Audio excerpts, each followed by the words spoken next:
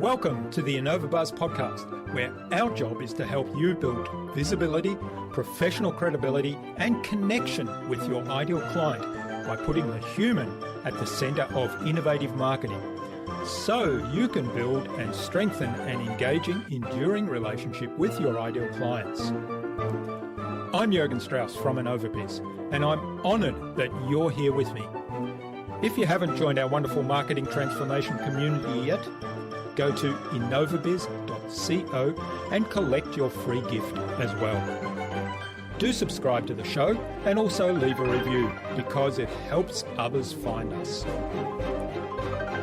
Let's get into today's masterclass on this InnovaBuzz podcast.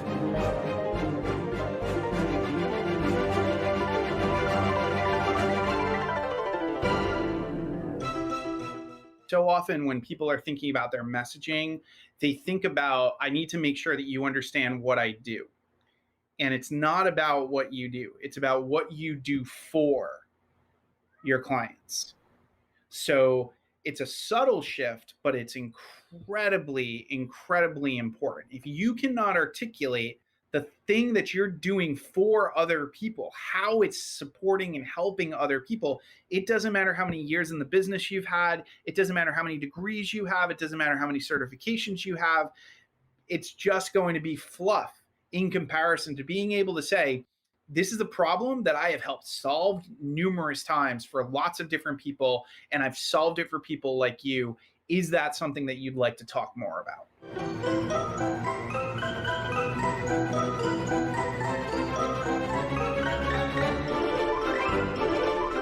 Welcome back.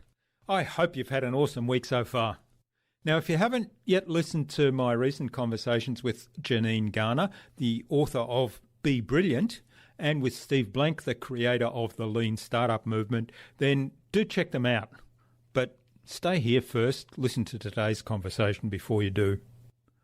I'm really excited to have on the InnovaBuzz podcast as my guest today, Michael Roderick, the CEO of Small Pond Enterprises, which helps thoughtful givers become thought leaders by making their brands referable, their messaging memorable, and their ideas unforgettable. Michael began his career in education, teaching high school English, before breaking into the world of Broadway producing. He made this transition in less than 2 years, prompting colleagues to ask, how did you do that? This led to Michael creating a series of experiential workshops to study the dynamic behind relationship building and messaging.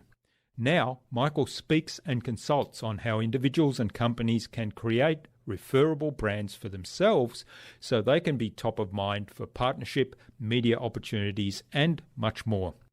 His frameworks have been featured in Forbes, Business Insider, and popular podcasts like The Art of Charm and Unmistakable Creative. Michael also is the host of the podcast Access to Anyone, which shows how you can get to know anyone you want in business and in life using the latest technology and time-tested principles. In our discussion today, Michael talked to me about the 3 things every business needs to focus on to have their message resonate. And it's sad. Check that out. We talked about how to get your very best copy, which is actually your client's language. And he explained the future trend, the rise of the Maven, content curators that provide insights and experience. Without further ado, then let's fly into the hive and get the buzz from Michael Roderick.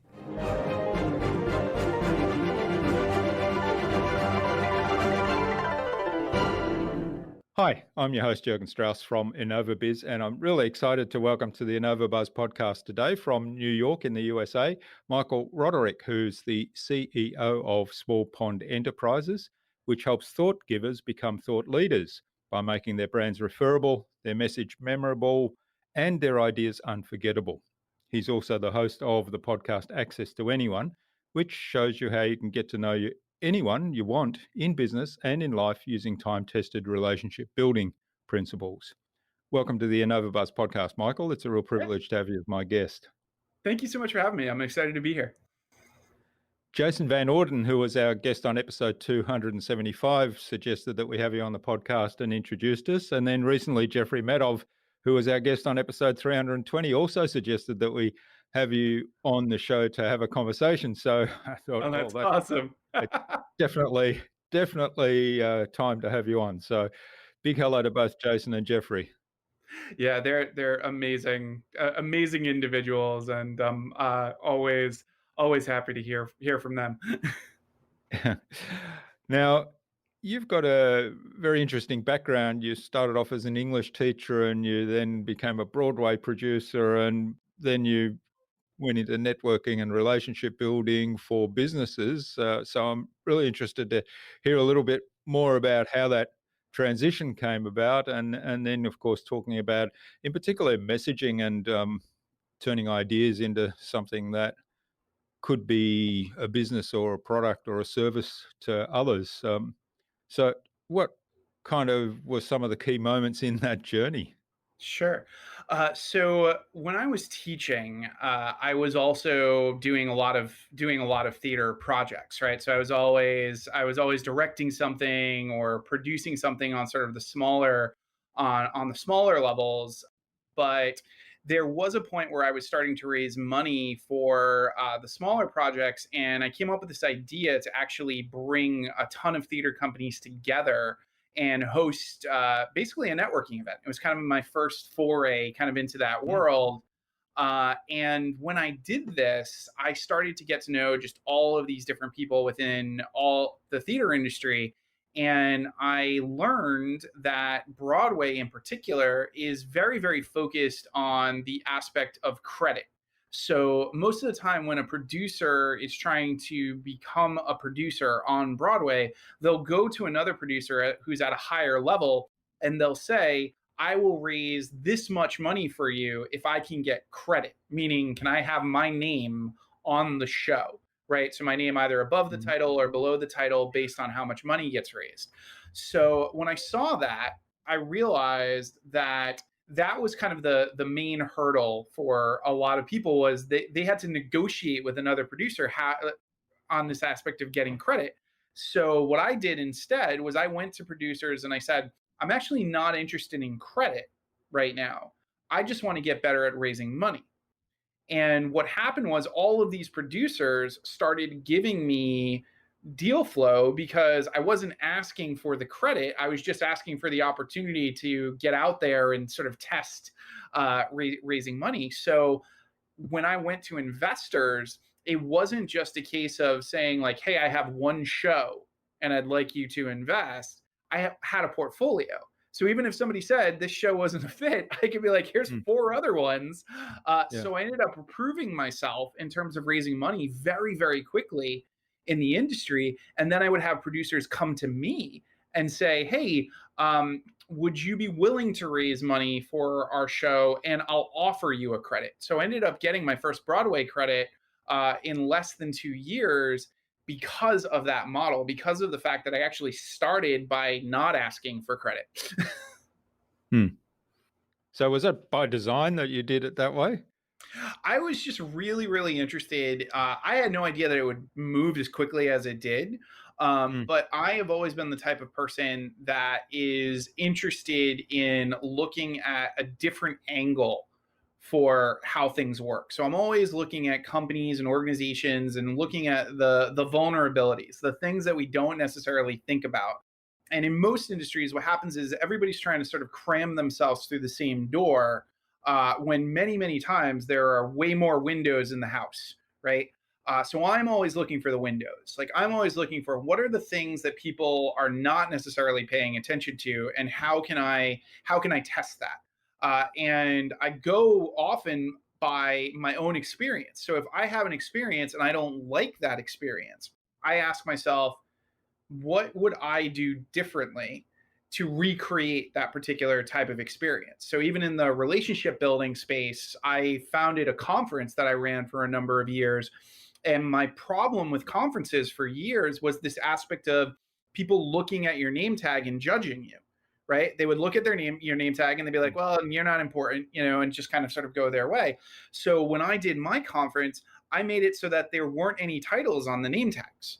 And if you came in, you saw names, but you saw no titles, and you got a booklet of the names of the people who were there and what they needed, but no job titles. So you didn't know if you were walking up to somebody who was going to be serving drinks later or performing, or somebody who had just come from selling a company.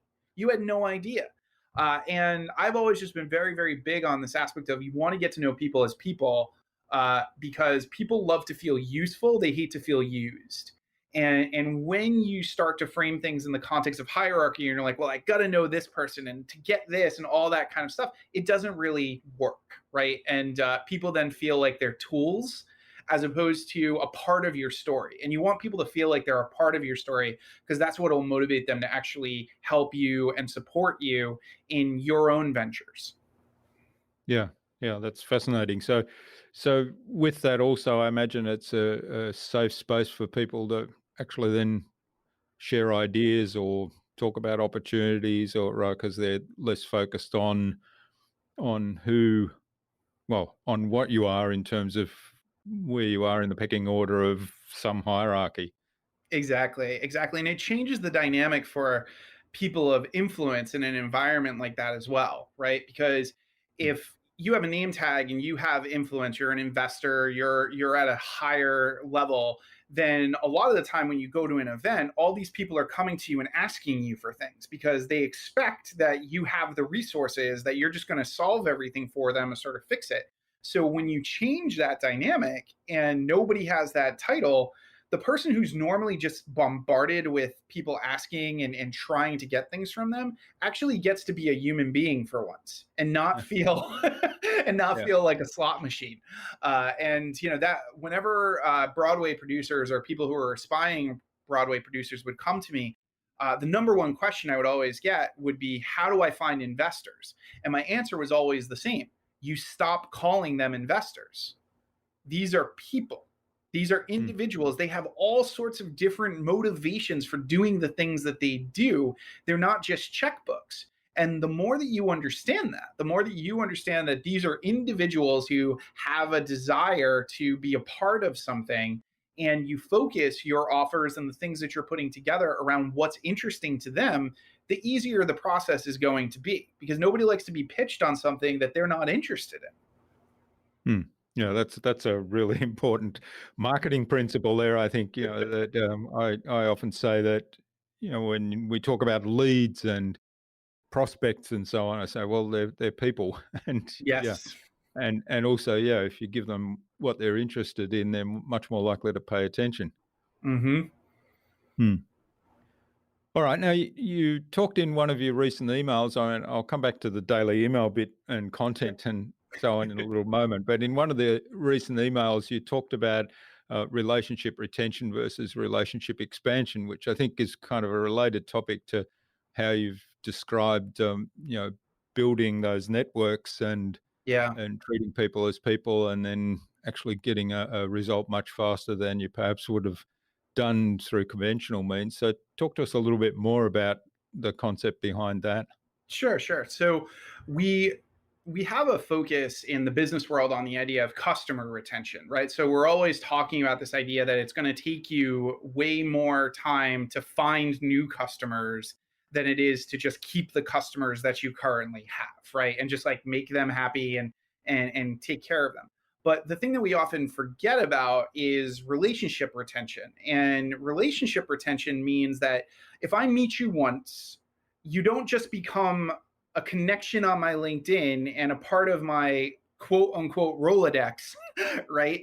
And never hear from me again, or only hear from me every once in a while, right? It means that I take the time to follow up with you, to check in with you, to get to know you on a deeper level. And what happens most of the time from a relationship building standpoint is that people end up being focused on relationship expansion. So often you'll hear people say like, oh, I need to meet more people, or I need to connect with more people. I need to grow my network. I need to grow my list, all these things, right? But the fact of the matter is, if you grow it and then you just kind of leave these people hanging, then they're not going to be very helpful in the stuff that you're doing down the line. Like, they're not going to be part of your family, right? So relationship retention focuses on this idea of, okay, I've gotten to know you, we like each other. Where is the second meeting? Where is the third meeting? How do I invite you into groups and communities that I'm a part of so that you feel like you are not just another number in this list of connections? And the important thing to understand about this is this aspect of I've talked about this before, where it's like you have to make a choice of, do you decide to be overextended or over deliver, right? Mm-hmm. So you can't do both. So with relationship retention, it has its limits. You have to make decisions for yourself about what you can conceivably do. You're not going to be able to have 10, 15 meetings with every single person, in your network, but you can take the time to think about, what are relationships that I would like to deepen? What are ways that I would like to get to know the people within my community better before I spend even more time going out and trying to meet new people, trying to connect with new people, and focusing just on relationship expansion. Yeah, well, thanks for that. I think the idea behind that is a really important one, and it comes back to a fundamental principle of marketing as well, in that recently, I guess, with the COVID pandemic, all of a sudden the inboxes, and I'm guessing that I'm not the only person this happens to, but my inbox got absolutely flooded, and there was all this email of offers or how to deal with the pandemic or whatever it might have been, Mm-hmm. prompted by people suddenly feeling the need to reach out to their bigger network. And a lot of the people I looked at and I thought, I don't even know who this is, or Yeah. how I got on their list, or where I'm connected to them. So that there must have been a touch point at some point in time, but no relationship really to speak of. And all of a sudden now sometimes they're asking for something, and of course, if you don't have that relationship, you're kind of wondering, well, why would I take that step? And particularly Yeah. if they're selling things. Yeah, exactly. And a lot of the time what tends to happen is we get into this phase, I call it asking blinders, where basically we reach a point where something goes bad, where something kind of goes wrong, and our primitive brain takes over. So what we do is we start asking, and we don't actually consider the other person, because we're so focused on trying to get whatever we need to get to, in essence, sort of survive, right?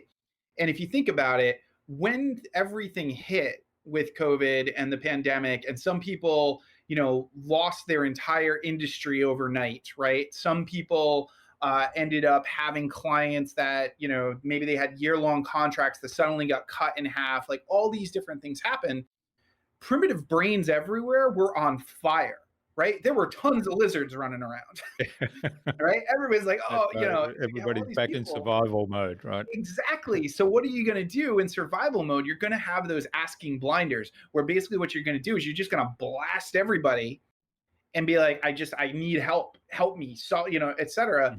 And the problem with that is that if you haven't taken the time to sort of consider the relationship, think about the relationship, and pay attention to the relationship, and sort of, who are you close to and who are you not close to, then what's going to happen is just what you said, your response. People are going to be like, who is this guy? Yeah. Who is this person reaching out to me? But if you have some sense of who are you closer to, who are sort of tangential contacts, who are people that you've only met once or twice, then you can actually be much more thoughtful in your outreach and your asking. And the metaphor that I often use for this is, if I had a cup of change, one of those big gulp cups full of change, and I dumped it on the floor, I could have $2. I could have $2,000. Like, because there's pennies in there, or there could be quarters in there, or it could be nickels in there. There could be dimes in there. Like, so I'm gonna, like, I have a lot of opportunity if I know where are the quarters, where are the nickels, where are the Mm. dimes, where are the pennies. And your network follows that same type of thing. If you have a very strong relationship with somebody and you've taken the time to really build that relationship, then those people are in that quarter category, right? They're going to be open, they're going to be willing to help you, they're going to be willing to support you. But if they don't know you at all, they're in the penny category, Mm. right? Where it's not really going to add a lot. Like, you're not really going to have a lot of, opportunities. And some people do win penny slots, right? At the, if they go to Vegas, like, there are people who win penny slots, but not that many, right? So it's not about, I think a lot of the time, especially in instances like this, people take, they put a very, very high amount of emphasis on chance and the hope that they're going to hit that one big thing, right? So if I blast out this to 2,000 Yeah. people, one person's going to give me the $5,000 or $10,000 contracts. Those are hard odds to sort of play against. Whereas if you know that you have relationships and you're able to reach out to people and talk about your situation and you've helped them before, you guys are connected in some way, it's going to be much, much easier to have that conversation and to get the things that you need out of the experience. Mm. That's right. And also knowing those people that you have a closer relationship, knowing them a little bit better, you'd know perhaps a lot more about what they actually need, how you can help them. So it's not Yeah. just about here's my product or here's my service. What do you think? It's Yeah. a case of, well, I know Michael needs help in this area. I know I'm really good at helping people in this area. So there's a match there. So I can speak to you at a much deeper level and Yeah. and from a point of view of service as well. So it's not just about, Indeed. I need something, I'm selling this thing. It's around, hey, I can help you do this particular thing. Exactly. I can help you accomplish this goal. Hmm. Right. And so often that's so often in this is a great sort of tie into the world of messaging. So often when people are thinking about their messaging, they think about, I need to make sure that you understand what I do. And it's not about what you do. It's about what you do for your Hmm. clients. So it's a subtle shift, but it's incredibly, incredibly important. If you cannot articulate the thing that you're doing for other people, how it's supporting and helping other people, it doesn't matter how many years in the business you've had, it doesn't matter how many degrees you have, it doesn't matter how many certifications you have. It's just going to be fluff in comparison to being able to say, this is a problem that I have helped solve numerous times for lots of different people, and I've solved it for people like you. Is that something that you'd like to talk more about? Hmm. All right. Well, let's talk about messaging then a little bit. So how do you Sure. make that subtle shift? So I know, a lot of people put together messaging based on here's the benefits of my service or here's the benefits of my product. Yeah. Sorry, the features. Here's the Yeah. features of my product. Here's what it'll do. So it's thinking I've got my camera in front of me, so that comes to mind. So I'm thinking, there's it's got this big a lens on it. It's got this big a sensor on it. It can photograph in really low light. It's got really fast response time or whatever it might be. So they list Yeah. out the features, and I think technical products are particularly strong in that area. And I often think, well, why don't they just talk to the people? Yeah. Yeah. Mm. So basically, what I often will tell most early stage entrepreneurs who are coming to me, they're like starting a business or they're starting a project, is that you have to do at least one of the three things I'm about to say. Otherwise, you'll be sad. SAD.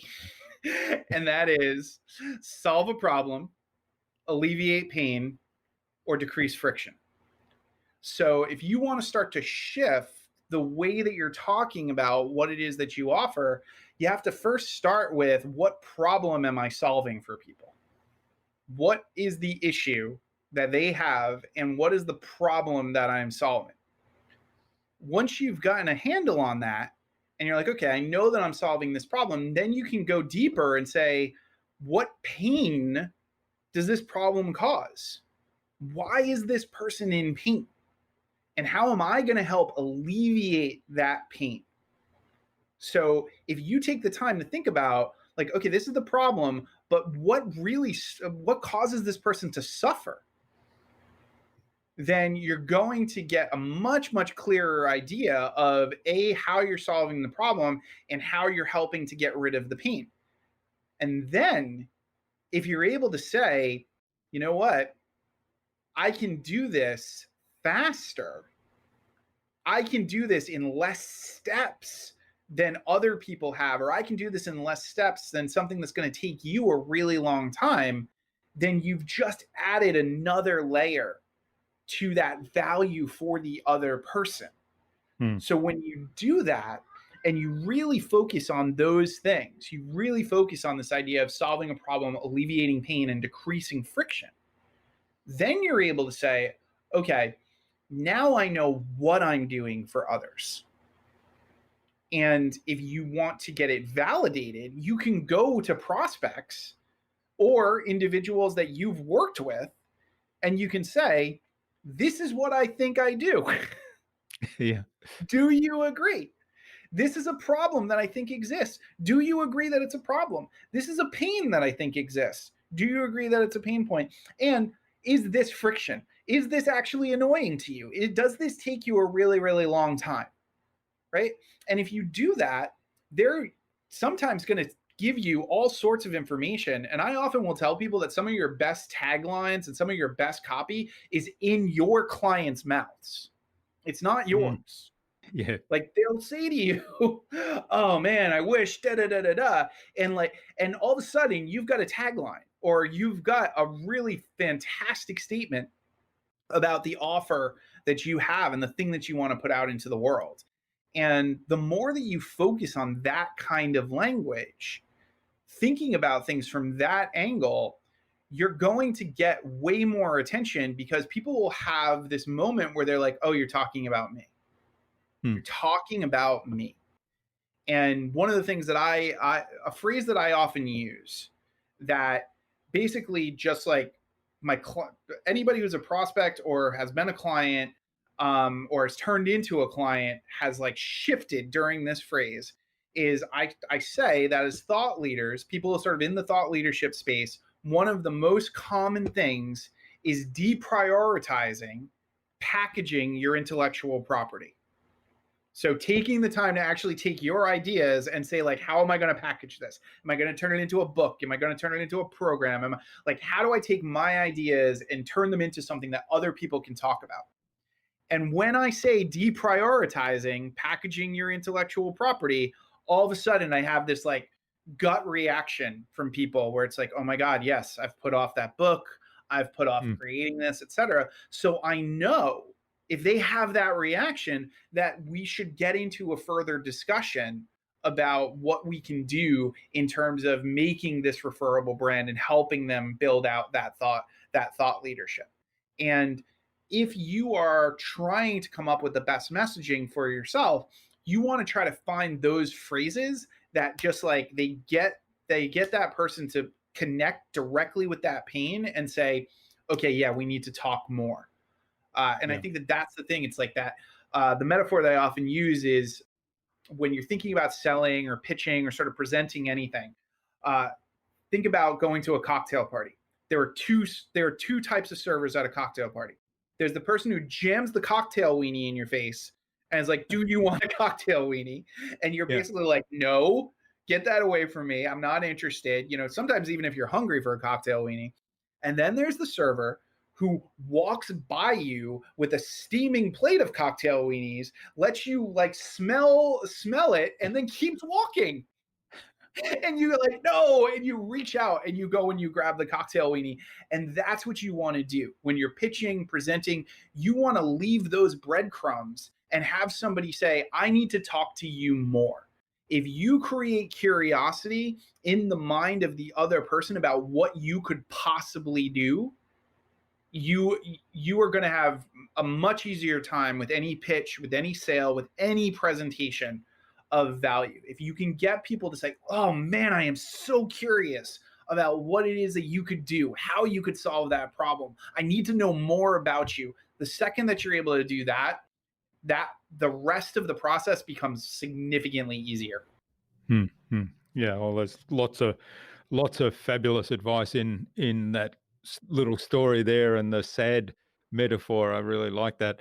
The one of the things I kind of visualize is there's a customer or a potential customer who's in an existing state in some way, and Mm-hmm. there's some undesirable things about that.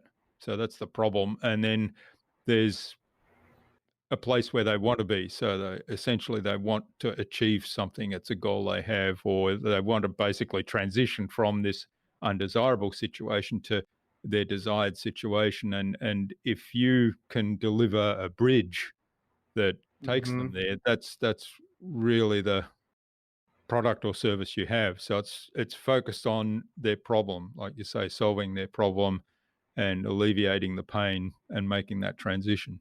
So I Yeah. like the SAD acronym. Thanks. Yeah, and the other thing I really like also, and using the customer's words. And I've had situations where I've been able to nail this so well that I get the response of, "It's like you read my mind." Mm-hmm. And when you hear Exactly. something like that, you say, "Oh, I got the message right." Yeah. Yep.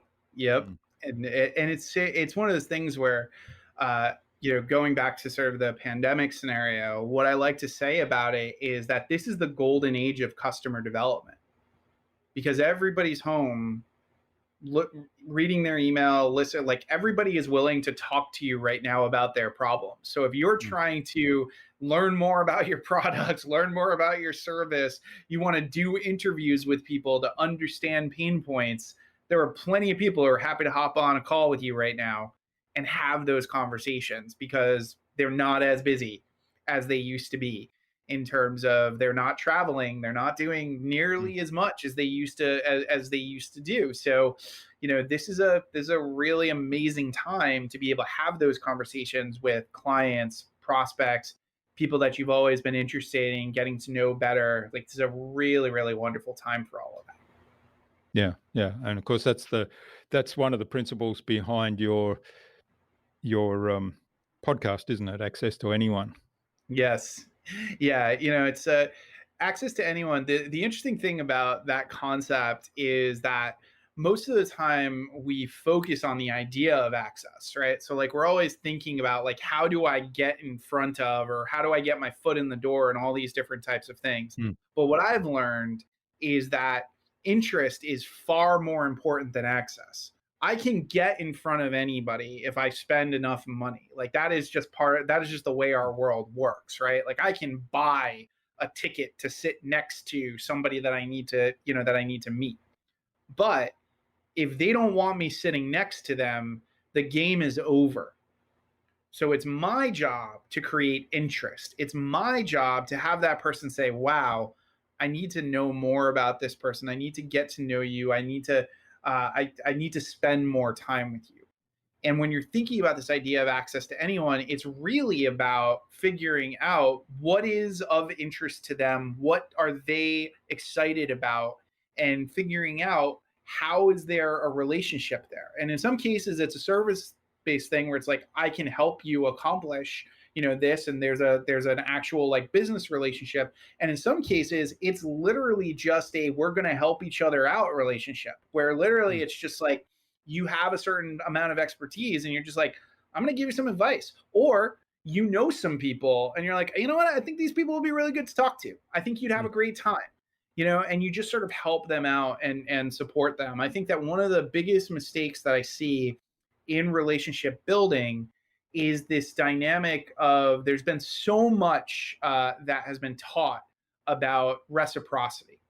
And the way I like to sort of look at it is people sort of worshiping the god of reciprocity, because the yeah. idea of reciprocity is like, if I do this thing for you, psychologically, there are principles that dictate, there are studies that have been done that you are going to want to do something for me.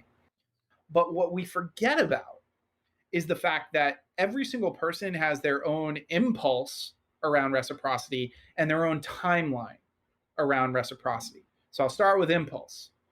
If you are the type of person who has always received, and in your life you've never really ever worried about anything, then somebody giving you something does not actually mean anything.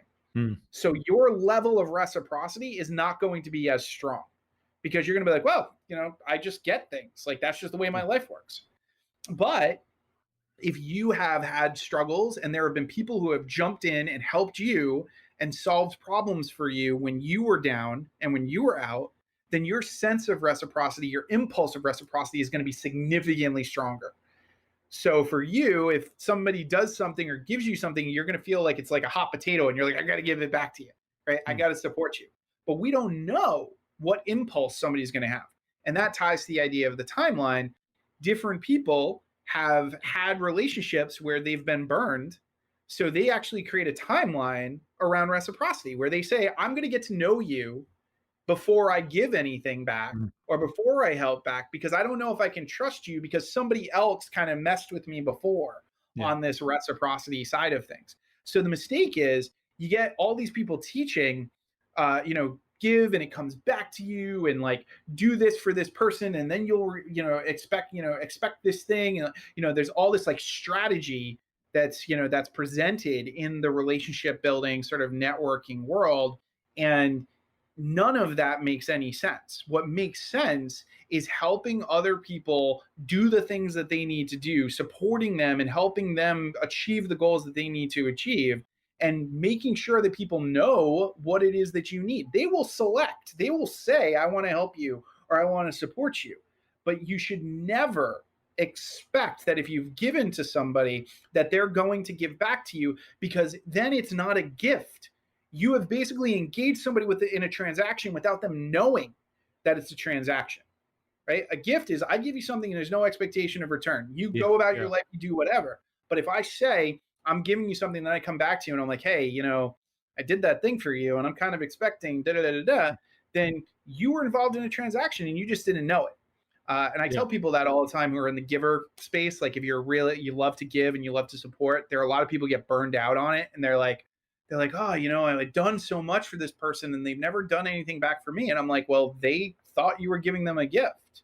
You can't be mad. That, like, they didn't know they were in a transaction. Did you communicate that you were in a transaction? No. So you can't expect.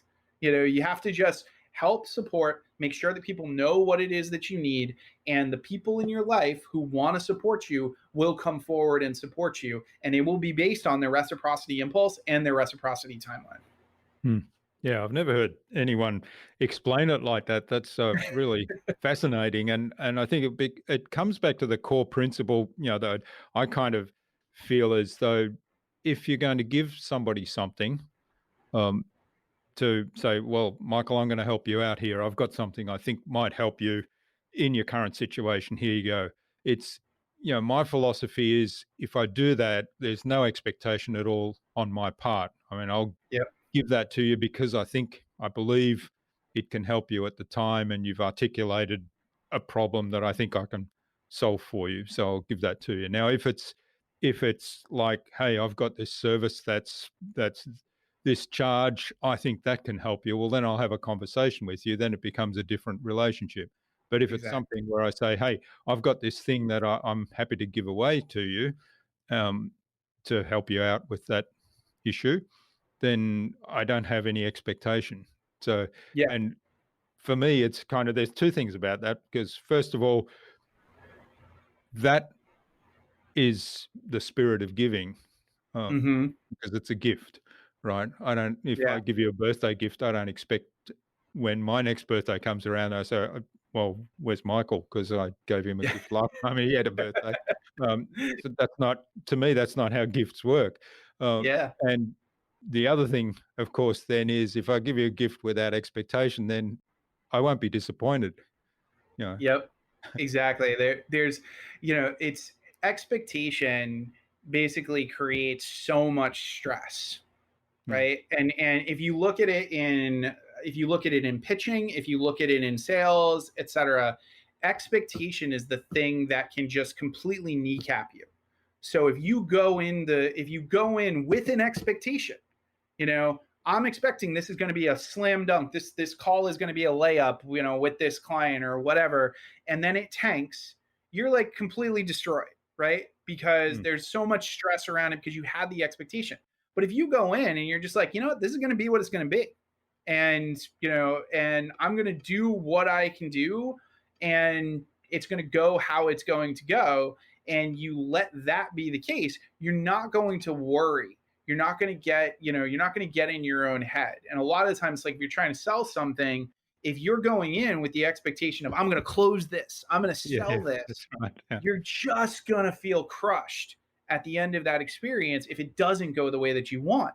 But if you don't have that expectation, then you don't really have anything to worry about. And, one of the questions that I get all the time, as I write a daily email. So I'm always asked, like, how do you write daily, right? Like, how do you stay in it? And what I always tell people is that you have to give yourself permission to suck. You're not going to be consistent and brilliant. Not going to happen. Like, it's like every single thing that I produce is not going to be this like mind-blowing, amazing thing.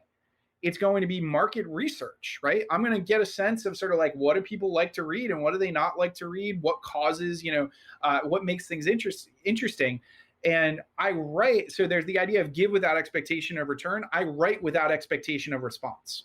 I write and I see what comes. I see what kinds of, responses come through. And if somebody starts, like, if tons of people email me about a particular email and they're like, wow, that was so fascinating, or that was so interesting, that tells me that I didn't write enough on that. There's so much more to mine. There's so much more to figure out. But if I write it and it's just kind of crickets, then maybe that principle is not as interesting to that particular audience. Maybe there's somewhere else I can go. Maybe there's something else I can try.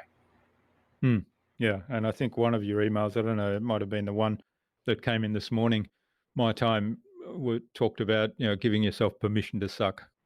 Yes. Yeah. Yep. Yeah. It's such an important thing. It's like, we get into this place so often of sort of worrying about what everybody else is going to think. And if we mess up, there's this thought that like, it's the end of our career and like all these different types of things. And one look at the news cycle will tell you that nobody cares. Like if we do a launch and completely tank, if a business falls apart, whatever the scenario is, the number of people who are actually going to pay attention and remember it 5 days from now even is so small in the grand scheme of everything. So you put your stuff out there and you see how it goes, you see what you can do, but if you get too caught up in these expectations about what it's going to be and how it needs to be and all of that kind of stuff, in many cases, you'll never produce anything, right? I call it polishing the car, but never driving it. I have this conversation with clients all the time where it's like, you want to make the concept perfect. You want to have the perfect tagline and all these different types of things, but perfect doesn't exist. Perfect only exists in your mind. So like whenever you're thinking about this thing, like you have this picture in your mind of what it's going to look like, but when it goes out into the world, there's absolutely no way it's going to look like it does in your mind. So just like, like you're going to be disappointed. Like understand that that's just the case. Like you're never going to make it exactly what it is in your mind. So when you let go of that and you just say, you know what, give myself permission to suck. Give myself permission that, this thing may not be that good, may not be that interesting, that, maybe people will even say to me that sucked or that wasn't good. You free yourself from so much stress and aggravation. I think entrepreneurs, like we put so much pressure on ourselves because there's so much, like success porn out there, right? Where it's like literally like, hey, I just made $7 million off of one email and and all these people feel awful about where they are financially or where they are, in their business and their growth and like all this other stuff. But the fact of the matter is everybody is figuring it out.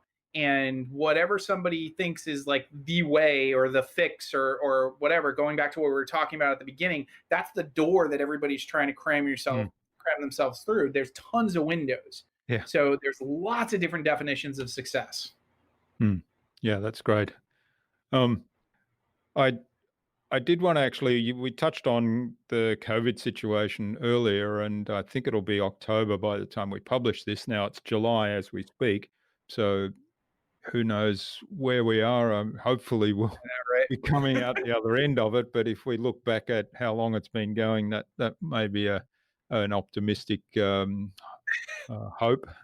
So one of the things I wanted to explore with you, because I know you've talked about this in some of your daily emails, is what are some of the opportunities in the kind of new normal, if you like, Sure. for where we are currently, and as we move forward, and hopefully come out of this pandemic situation with some vaccine or something, so that we can say that's done, it's finished. Yeah. So the first one is what I like to refer to as the rise of the Maven. I think that we've hit this point where so much content is coming online, where there is a lot of opportunity for people to be content curators as opposed to just content creators. There's a lot of opportunity for people to say, here's this whole mess of things that everybody's telling you to read and buy and look at, and here's the top five, in my opinion. Here's the things that you should be paying attention to. And I think that if we're going to see a lot more people leaning into this idea of curating, leaning into this idea of making sense of the deluge of information that we're going to start getting, where because everybody's coming online right now, right? All of the Mm. online events, all of the offline events are coming online. Like everything's coming online. So right now there is no TripAdvisor for the internet, right? Right? Like we are not, we're not able to sort of figure out. So we look to the mavens, we look to the people who like really know their stuff to help us figure out what we should be buying right now, what we should be paying attention to. So I think that there are a lot of empty thrones out there in regards to curators, right? There are a lot of industries that have very little curation where nobody's sort of coming forward to say, I'm actually going to vet these things and decide what's top quality and what's top tier. And I think that there's a lot of opportunity specifically within that. And one of the biggest empty thrones right now is the aspect of technology and all of the virtual tools that we have. So Mm. far, most people are just figuring out the tool, but the opportunity is going to be in the experience. The opportunity is going to be in figuring out ways to use that tool like nobody else is using it. And when you do that, you're going to really stand out because you're going to be one of the first people on that tool exploring a new way of using it. So the person who creates an experiential dance party using Zoom and VR, is going to suddenly have a leg up on whoever's just doing the virtual dance party using Zoom, right? The person who figures out how to make breakout rooms even more dynamic or presentations even more dynamic and change the experience that people are going to have is going to get a lot more traction than all of the people who are just using the tool as the tool is meant to be used, Mm. right? And this is the thing, it's like there's there's so many tools out there and there's so many technologies, and most people focus on the utility of the technology, but the power and the opportunity is going to be in the experience of the technology, coming up with your own way of creating an experience using that tool in some cases for something that nobody ever even thought of to use. That's where the opportunity is going to be. And I think more and more people are going to be doing that because we're going to get bored being online. If this Yeah. continues, we're going to get bored. And we're going to say, you know what? I don't really want to go to another happy hour right now. Like, I don't want to be, on another, like, I don't want to be in a breakout room. And people are going to ask, like, what's next? And we're going to be looking for people to say what's next. We're going to be Mm. looking for people to come up with whatever that is. Mm. Yeah, that sounds like a great opportunity. And I think, there are a few examples around of people doing that to a limited extent. And I think, it might be like there's all these unboxing videos that I think of devices. Yeah, And I think that's kind of at a very low level, that sort of thing, because like again, using the camera example, you can tell I'm a photographer. So yeah, if I'm interested in a new camera, I'll go onto YouTube and then I'll see people who've done unboxing of the cameras I'm interested in.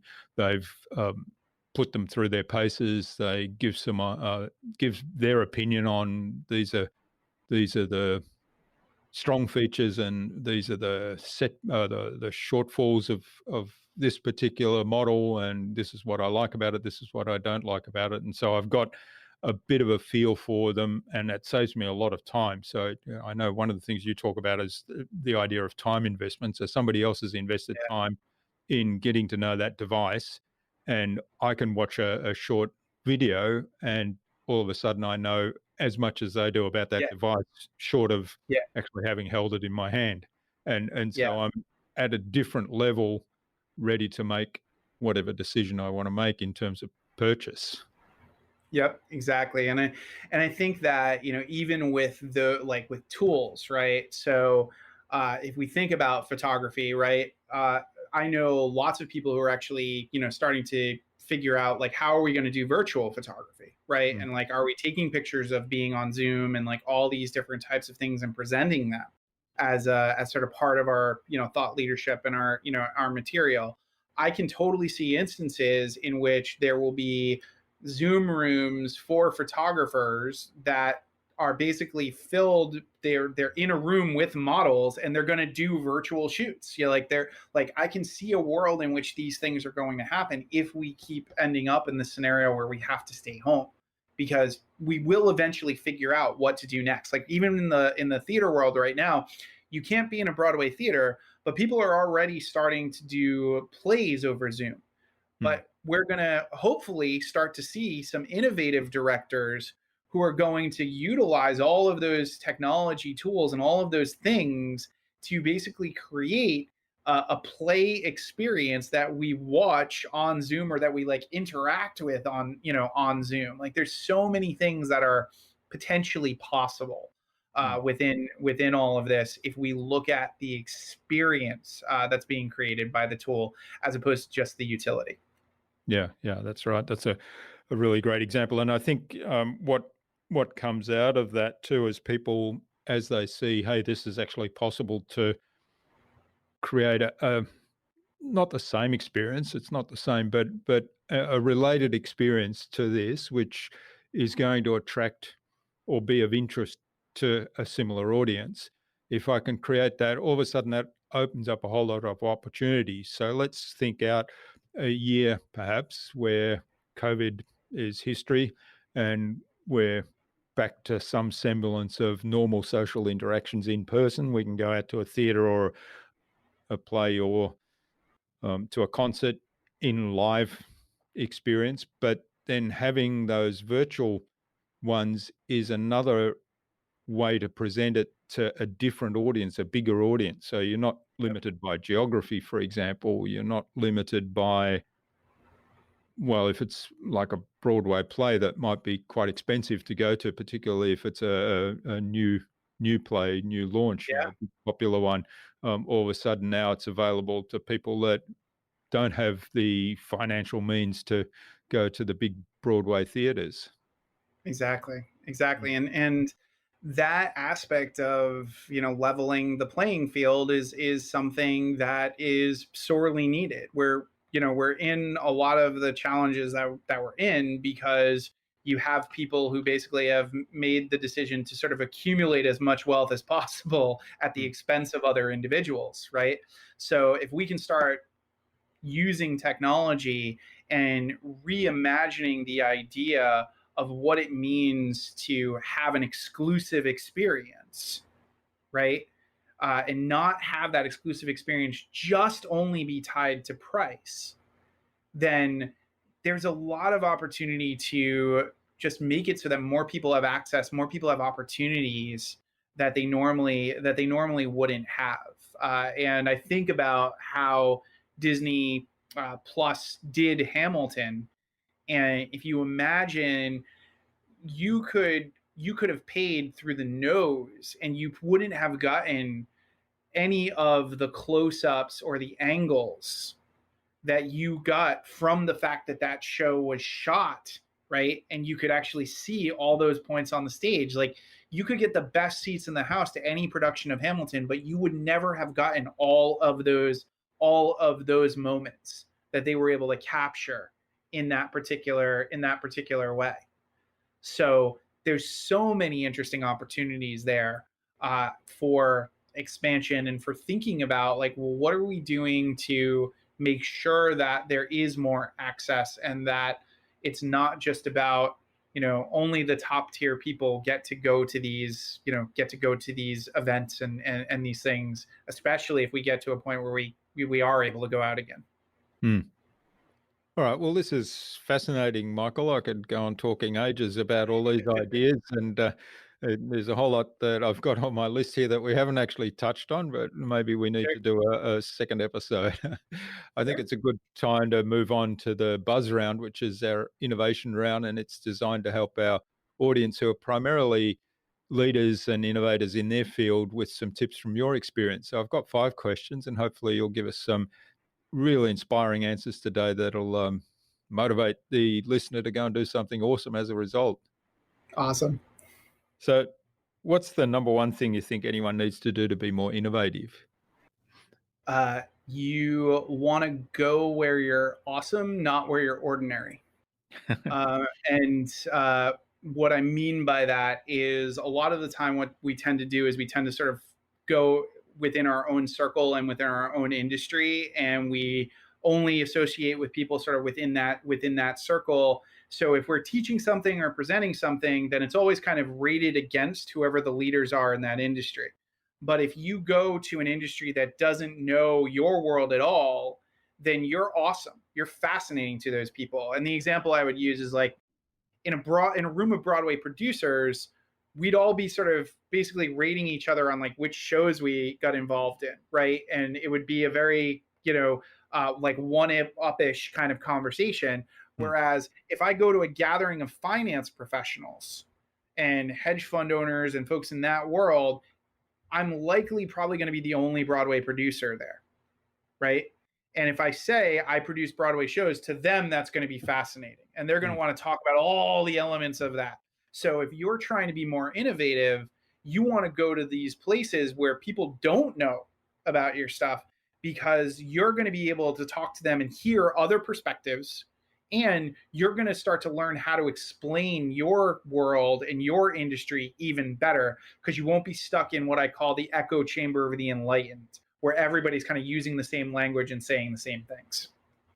Yeah. And it probably helps you connect the dots more too, right, between your world and this other world that you're in. And there's probably heaps of opportunities coming out of that. Exactly. Which might preempt the next question, which is, what's the best thing you've done to develop new ideas? So I would say probably the best thing I've done to develop new ideas is get a diverse group of people together. So, like, creating kind of like an innovation board where we all get together and we talk about, like, well, what are we working on? And people share what's going on in their industry and sort of what they're up to and how they've solved the problem in that industry. And then you're able to kind of take it and sometimes bring it to another industry. I often refer to it as being Prometheus, right? When you bring something to another industry that they've never heard of, it's like you're bringing fire to that industry. So I've had numerous instances where I'll get a gathering together that is a very, very eclectic mix of people, and somebody will bring up something because of their background that has nothing to do with my background, but it's become something that's been really useful. And probably the best example, when I was in the theater world, I was getting together with a bunch of different people from lots of different industries. And one of them was telling us about his trip to, I think it was China. And what he had done was he had gone into this store and he wanted to buy a TV. and the TV was $200. And his friend said, listen, we're going to get that TV for a lot less than $200, but we have to come back later. So he's like, okay, cool. So he went away with his friend, and his friend got 4 or 5 other people who also wanted to buy a TV. And they all went into the store and said, we're all willing to pay, but we're not willing to pay $200. So I think they got the TV for like $50 or something like that. So I thought that was fascinating. And at the time, I was producing on the smaller level. I was doing like these smaller shows in these 99-seat theaters. So there was a theater that normally charged like $3,000 a month or something to basically be able to rent the theater. So I found 2 other theater companies, and I went to that theater and I said, listen, we can book out 3 months of your year, the 3 months that you do not have to look, because each of us has a show. There's 3 of us, but we're each not paying $3,000. Yeah. And they gave us a better deal on the space. And I would have never known about that had I not been talking to that person in the manufacturing world, in the technical world, who told me this story from their experience in China. Yeah, I love that example. It's wonderful. All right. Now, do you have a favorite resource you use most often? Favorite resource? I mean, I always use Evernote. It's one of the top things for me to basically just jot down ideas whenever I get them. So anytime something pops up that I think is interesting, I'll put it into Evernote. And then when I'm going to write later on, I'm able to kind of look through and be like, oh yeah, that's really, really great. And then I have to mention Superhuman, which is this, it basically makes it so that you can be at inbox 0 no matter how many emails you get. It's a very, very intuitive system that kind of takes over your email and makes it all keystrokes, and it's a very, very useful tool. And it's the way I'm able to stay on top of my email and stay on like inbox 0 like all the time. I'll have to explore Superhuman. It's awesome. It is awesome. That's a pain that most of us have. Yeah. Inbox that keeps overflowing. Yeah. Yeah. All right. Now, what's the best way to keep a client on track? Best way to keep a client on track is to set some way for you to stay in touch, right? So in some cases, it's a shared Google Doc where you can just go in and basically see, like, are they writing? Are they doing are they doing the work? In other cases, it may be doing a check-in call during the process, right? So like maybe you have a session and you have another session the following week, but you schedule a 15-minute check-in call, or even something as simple as like, I will text you at 4 p.m. every Thursday, like whatever it is. It needs to be something where you touch base on progress as opposed to touching base on like the actual work. I think that a lot of the time people get off track because they do the work, and then there's never any sort of discussion about how the work's going and what's happening. You just sort of come back, and sometimes you end up wasting, you can waste an entire coaching session in some cases just getting caught up. So better to give them a tool to get you caught up before you get on that next call and sort of know what's going on. Yeah, that's a really good approach. Sort of focus on progress as opposed to the work focus. Obviously, you've still got to talk about the work, but the focus is about, okay, here's where we've come to this week, and these are the things that still need to happen. Yep. Yeah, it also provides for the client like a forward motion feel, like they know that they're moving forward. They know that they're heading in a particular direction. And I think a lot of the challenges, specifically with coaching, is that a lot of coaches start with what I like to refer to as the "what do you want to have for dinner" conversation. So like you say to your partner, "What do you want to have for dinner?" I don't know, maybe pizza, maybe China, and you go back and forth until somebody finally makes a decision. And it's much, much better to say, we're going to have pizza. Do you like pizza? And go through that, and sort of go through that process. So giving them sort of, we're going to go through these steps. what questions do you have about these steps, as opposed to what's on your mind today, and what should we, and what should we talk about, because that can just, send you down like 80 different rabbit holes. Hmm. All right. And what's the number one thing anyone can do to differentiate themselves? Uh, uh, I'm gonna go with create your own language. So a lot of the time, I talk about Shakespeare, and there's a reason why we all know Shakespeare, and very, very few people know Christopher Marlowe, even though they were writing at the same time, and even though they were writing very, very similar kinds of stories and plays. And the reason is that Shakespeare added new words to the English language. So people were going around using Shakespeare's words, Shakespeare's language all the time, which always referred back to him. And if we look at authors like J.K. Rowling, she added new words, and people use new words. Filmmakers like George Lucas, right? We all know what the Force is, right? So it's that aspect. It's like, if you want to really make sure that people are paying attention and differentiating, and you're differentiating yourself, you want to have your own words for things, because then people will constantly refer back to you and say, "Oh, that's the way you say it," or "That's how you do it." In my daily emails, I often refer to Facebook as the Book of Faces. Yeah. And I can't tell you the number of times that just slight shift in the language has caused more and more people to refer to the daily email, or refer to me, or sort of talk to me. So really finding your own language is it's not an easy task to come up with your own phrases and your own way of doing things, but it is so valuable, and so few people actually do it, that it's something that can. Yeah. Awesome. Thanks All right. again. And yeah, good example on the Book of Faces. I noticed that in one of your very early emails, and then I saw, okay, that's the language you use. And then there's the LinkedIn. Yes. Yeah. Yeah. Yep. Belly up to Hotel. the Yeah. All right. Well, thanks, Michael. This has been really fabulous. Now, where can people find out more about you? Maybe even sign up for that daily email that really is full of gems every day, and perhaps get in touch with you to say thanks for what you've shared today.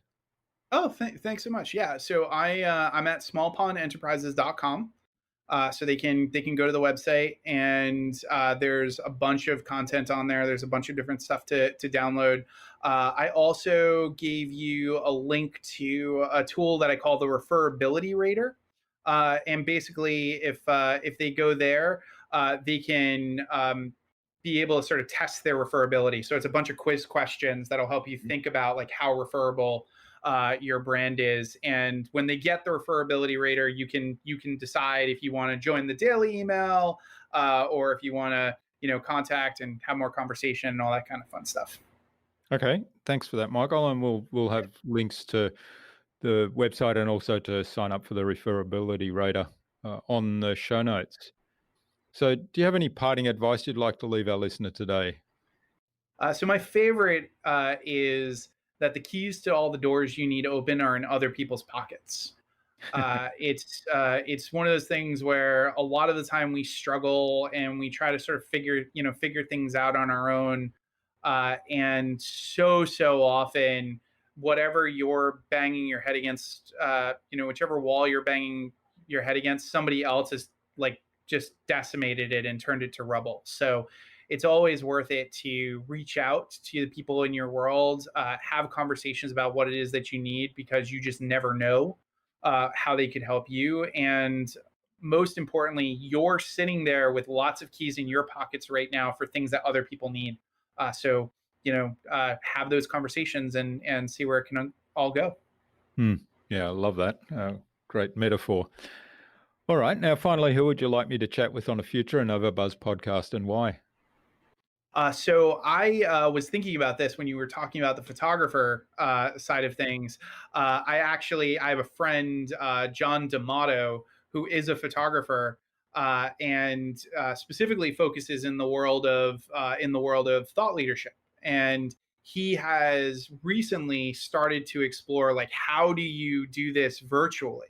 So he's done like Zoom photos and all these different types of things. And he's a very innovative guy. He's got lots of really cool ideas. He does a lot of great writing. So I just think because you're a photographer, and B, because he's looking at this through a different new lens, I think he'd be a great person to chat with. Great. Well, that's fascinating because John actually reached out to me on LinkedIn this week. Oh my God. And connected with me and said, hey, do you think I could contribute to your podcast? Do you think that would add value? And I checked out his profile and I said, and it was fascinating. I was fascinated. I said, I definitely will add value. I mean, I'm really curious to learn more. So we're having that conversation as we speak. Oh my God, that's amazing. Yeah. That is fantastic. Yeah. So thanks for the recommendation. So we definitely will have John on. Fantastic. I'm excited to listen to that episode. Okay. Well, thanks so much for sharing your time and your insights with us so generously today, Michael. This has been absolutely fabulous. I've learnt heaps more. I love all the metaphors you use. And, there were so many things that we didn't get to that I had on my list. So I think we might have to circle back and have another episode in the future. Yeah.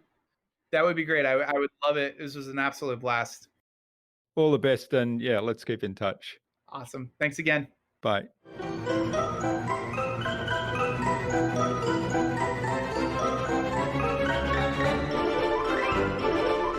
I hope you enjoyed that insightful and informative conversation with Michael and took something away from his episode. The SAD acronym, solve a problem, alleviate a pain, and decrease friction, was one of the many highlights for me, as was the idea of creating your own language. I'd love to know what you took away from Michael's episode. Leave a comment below the blog post, which you can find at innovabiz.co/Michael Roderick. That is MichaelRoderick. All lowercase, all one word, innovabiz.co/Michael Roderick. You'll also find contact information for getting in touch with Michael there, as well as links to the Small Pond Enterprises website, his Referability Rater, the Access to Anyone podcast, and the other resources we spoke about in today's conversation. Michael suggested we have a conversation with John D'Amato, virtual photographer and visual storyteller, on a future InnovaBuzz podcast episode. So, John, keep an eye on your inbox for an invitation from us to the InnovaBuzz podcast, courtesy of Michael Roderick. Tune in again to the next episodes of the InnovaBuzz podcast, where we've got some more fantastic guests lined up, including Ross Simmons of Foundation Marketing and Bruno Signaco, author of the book The Art of Compassionate Business. Thanks for listening to this episode. Make sure you subscribe to the show to be reminded of new episodes. It's free to subscribe. Leave a review if you like. Even if you don't like me, I'm okay with that. I'm asking you to leave a review because it helps other people find this show. Go to innovabiz.co to join our marketing transformation community and access a free gift my team and I made for you. It's the Marketing Master Mini Class. We want to give you everything you need to transform your marketing into a human-centered, relationship-focused growth engine. Until next time, I'm Jürgen Strauss from InnovaBiz. Remember, be awesome and keep innovating.